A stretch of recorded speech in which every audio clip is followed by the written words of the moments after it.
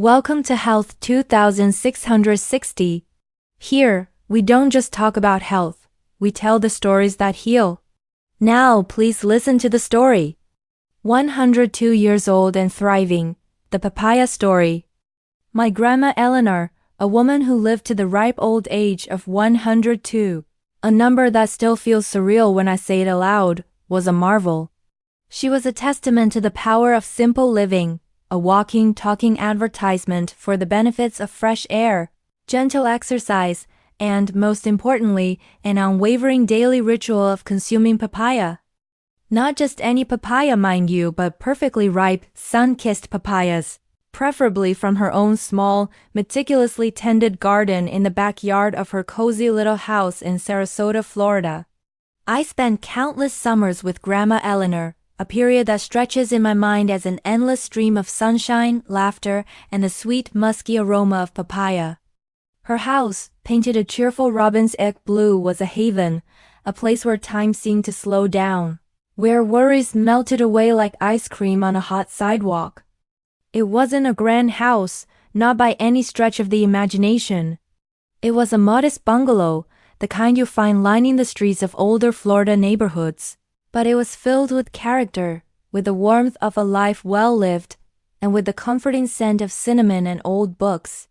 The walls were adorned with framed photographs, a veritable museum of family history. There were faded black and white images of my great-grandparents, stern-looking individuals who had emigrated from Europe in the early 20th century, chasing the American dream. There were pictures of my grandparents, younger and more carefree, dancing the jitterbug at a local dance hall. And, of course, there were countless photos of my own parents, my siblings, and me, chronicling our lives from infancy to adulthood.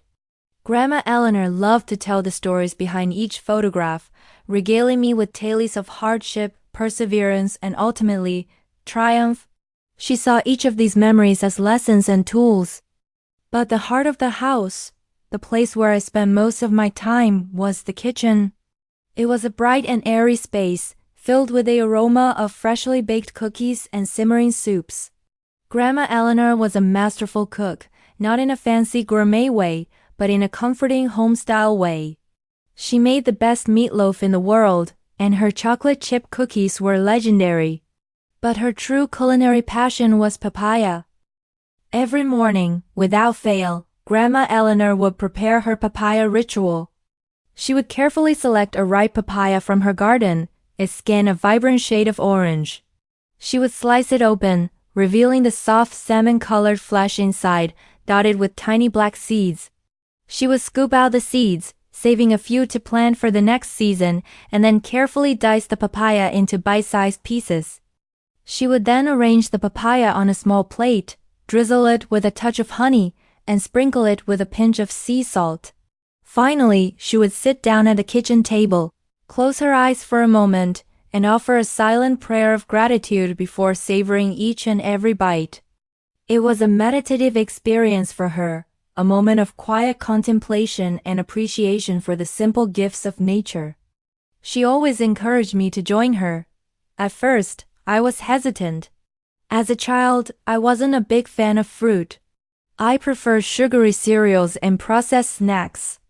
But Grandma Eleanor was persistent, and eventually I succumbed to her gentle persuasion. And to my surprise, I discovered that I actually liked papaya. It was sweet, but not cloyingly so. It was refreshing, especially on a hot summer day. And it had a subtle, almost floral aroma that I found incredibly appealing. Over time, papaya became a symbol of my summers with Grandma Eleanor. It was a reminder of her love, her wisdom, and her unwavering commitment to healthy living. It was a tangible connection to a woman who had lived a long and fulfilling life, a life that had been shaped by simple pleasures, strong family bonds, and a deep appreciation for the natural world. Grandma Eleanor was not one for modern medicine. She rarely visited doctors, and she never took prescription drugs. Her philosophy was that the body had an innate ability to heal itself, provided it was given the right tools. And for her, those tools were simple: a healthy diet, regular exercise, plenty of fresh air and sunshine, and a positive attitude. Her daily routine was remarkably consistent. She would wake up early, before sunrise, and start her day with a gentle walk along the beach. She would then return home and prepare her papaya breakfast.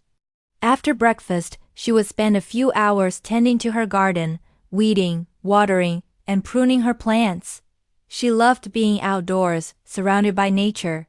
She believed that gardening was not only good for the body, but also good for the soul. In the afternoon, she would read. She was an avid reader, and she devoured books of all kinds, from classic literature to historical biographies to contemporary novels. She loved learning new things, and she believed that reading was the best way to expand one's mind. In the evening, she would spend time with her family and friends. She was a social butterfly, and she loved being surrounded by people. She hosted regular dinner parties, where she would cook up a storm and entertain her guests with her witty stories and infectious laughter. And before bed, she would always take a few moments to meditate. She believed that meditation was essential for calming the mind and preparing the body for sleep. She would sit quietly in her favorite armchair, close her eyes, and focus on her breath. She would let go of all her worries and anxieties, and she would simply be present in the moment. Grandma Eleanor's life was not without its challenges. She experienced her share of hardship and loss. She lost her husband at a young age, and she struggled to raise her children on her own. But she never let adversity get the best of her. She always maintained a positive attitude, and she always found a way to persevere. She taught me many valuable lessons throughout my life. She taught me the importance of hard work, the value of education, and the power of love and forgiveness. She taught me to appreciate the simple things in life, to be grateful for what I have, and to never give up on my dreams. But perhaps the most important lesson she taught me was the importance of taking care of my health. She showed me that it was possible to live a long and healthy life without relying on modern medicine. She showed me that the body has an incredible capacity to heal itself, provided it is given the right tools. As I grew older, I began to understand the true wisdom of Grandma Eleanor's teachings. I started to pay more attention to my diet, and I started to exercise regularly. I started to spend more time outdoors, surrounded by nature. And I started to meditate regularly. And as a result, I feel healthier and happier than ever before. I have more energy, I sleep better, and I am less stressed. I am also more resilient, and I am better able to cope with the challenges of life. I am so grateful for the time I spent with Grandma Eleanor. She was a remarkable woman, and she had a profound impact on my life. She taught me how to live a long and healthy life, and she inspired me to be the best version of myself. Her lessons about diet, exercise, mental health, and the power of positive thinking resonate with me still. One particular memory stands out. I was probably around 10 years old, and I was complaining to Grandma Eleanor about a stomach ache. I had eaten too much candy at a birthday party, and I was feeling miserable. Grandma Eleanor listened patiently to my complaints, and then she said, "Honey, your body is trying to tell you something. It's telling you that you need to take better care of it." She then led me to her garden, and she showed me a papaya tree. She explained that papaya was a natural remedy for stomach aches, and that it could help soothe my digestive system. She picked a ripe papaya from the tree, and she prepared it for me in her usual way. She sliced it open, diced it into bite-sized pieces, and drizzled it with honey and sea salt. I ate the papaya slowly, savoring each and every bite. And to my surprise, my stomach ache started to subside. Within a few minutes, I was feeling much better. From that day forward, I always turned to papaya whenever I had a stomach ache, and it always worked like a charm. Grandma Eleanor's papaya remedy was just one example of her holistic approach to health.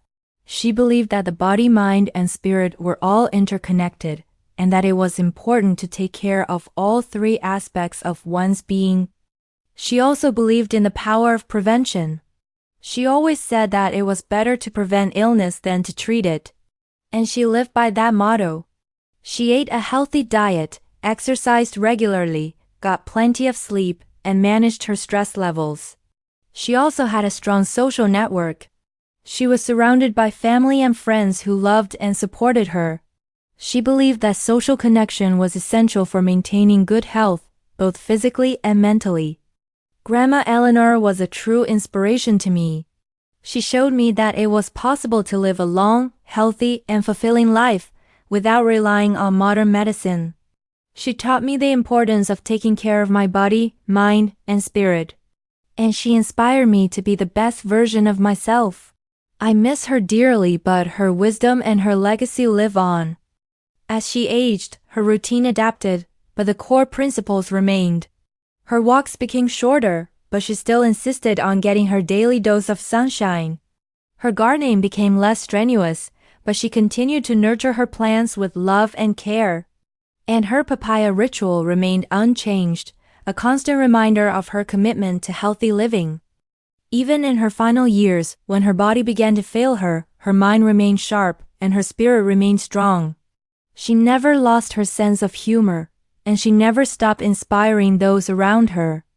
She passed away peacefully in her sleep, surrounded by her family, at the age of 102. Her legacy continues to inspire me every day. I strive to live my life according to the principles she taught me, to eat a healthy diet, to exercise regularly, to spend time outdoors, to cultivate strong social connections, and to maintain a positive attitude. And of course, I eat papaya every day, in honor of my beloved Grandma Eleanor, the woman who lived to 102 without ever taking a single pill, thanks to the magic of simple living and the power of papaya. The power of papaya.